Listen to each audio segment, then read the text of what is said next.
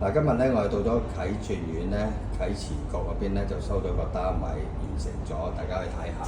呢個單位實用面積咧，大概係得攞230尺度，到時大家睇下。入邊咧，我哋做咗個開放式嘅廚房，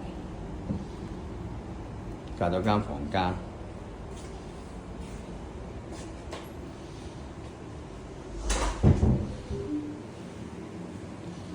隔到一間房，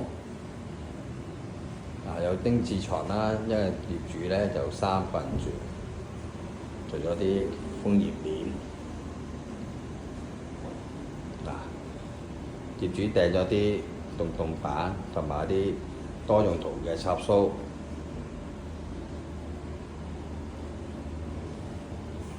呢個就係開放式嘅廚房。業主訂咗喺淘寶度咧訂咗啲新款嘅水喉。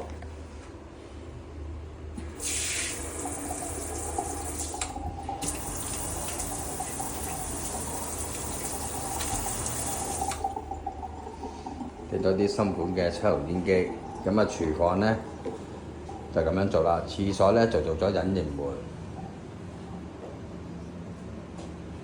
大門同佢粉飾過。呢個就係個火門啦。咁火門裏面咧就係咁樣開，咁間咗間房俾佢哋啦。有張4尺半床同埋一個窗。咁呢個廁所咧，入邊個格局就係咁噶啦。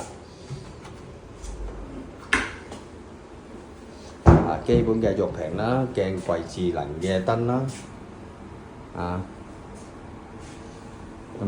其他嘅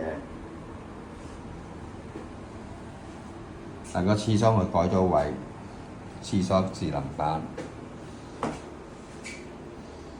大概就會咁樣啦。